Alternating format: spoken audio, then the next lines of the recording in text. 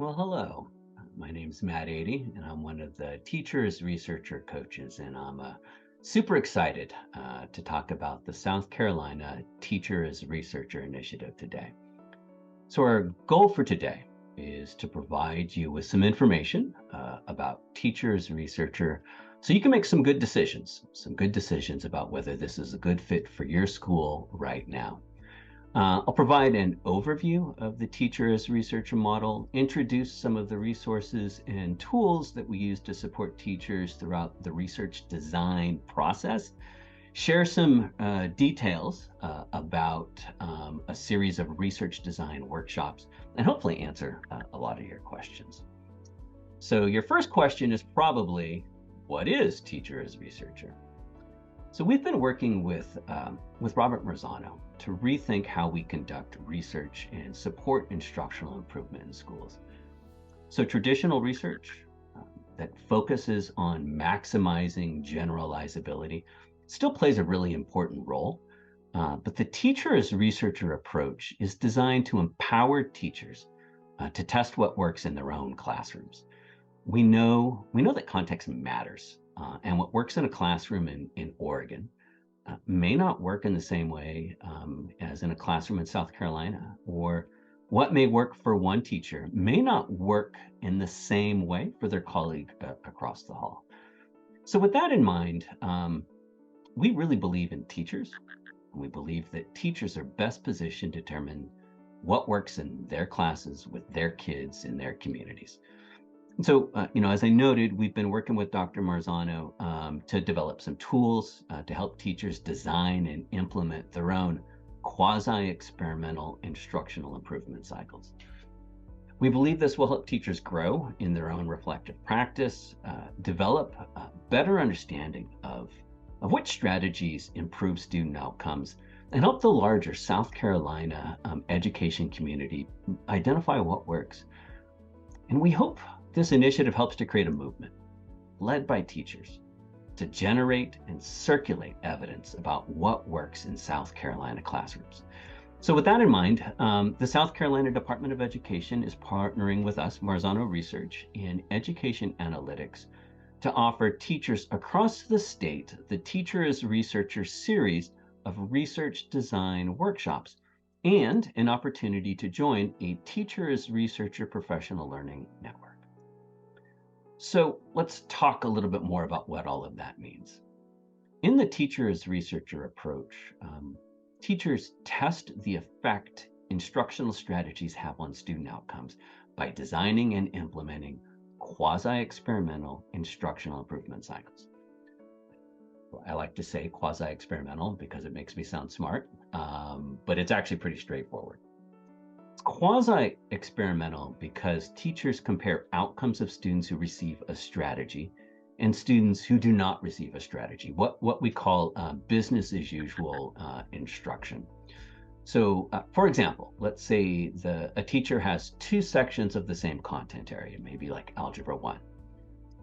They would use a new strategy with one group of students, the intervention group, and compare their performance against students in the section who get business as usual, the comparison group.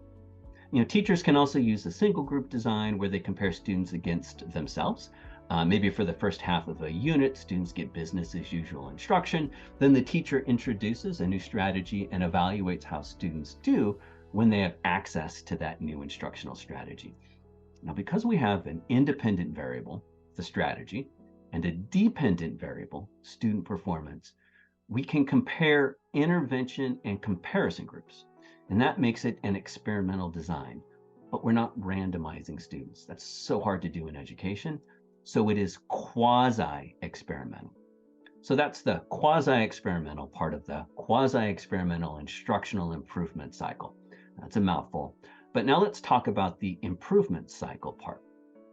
So as you can see here on this graphic, these cycles include 4 steps. First, teachers select a strategy from a database of strategies from the What Works Clearinghouse. Then teachers implement the strategy with one group of students, collect data, see how that group of students did on a common assessment compared to a group of students who did not receive the strategy. Teachers then enter that data into a web-based analysis tool that calculates an effect size. And then at the end of the cycle, teachers reflect on implementation, make sense of their results, and decide whether there is sufficient evidence that that strategy worked in their classroom. Now, these are rapid cycles that last 2 to 4 weeks, so teachers can implement several of them over the course of the school year, and so that they can get results that they can use to actually modify and improve instruction. Now, as I noted earlier, our goal is to help teachers determine what works for them in their classes with their students, instead of trying to overgeneralize the findings from their individual experiments. But we're aggregating the results of all of these individual classroom-based experiments, which allows us to identify trends and patterns about what seems to be working in South Carolina classrooms. What this does is it allows us to take a ground up, or like an inductive approach to identifying what works. And we think that's really exciting because it flips the relationship, the traditional relationship between researchers and practitioners.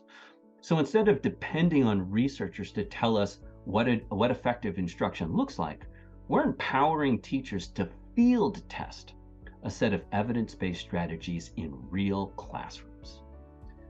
So with all of that in mind, let's talk a little bit about why we're doing Teacher as a Researcher. So we believe that if teachers participate in the Teacher as a Researcher initiative, then those teachers will improve their knowledge about how to test the effectiveness of instructional strategies using the tools we provide, and they will experience a greater sense of self-efficacy. They'll believe that they have the skills necessary to make a difference for their students. And then they will improve feelings of agency, meaning that they'll be able to use their knowledge and their skills to improve outcomes for their students. And if teachers increase their knowledge, efficacy, and agency, then they'll be more likely to not only stay in the profession, but thrive in the profession.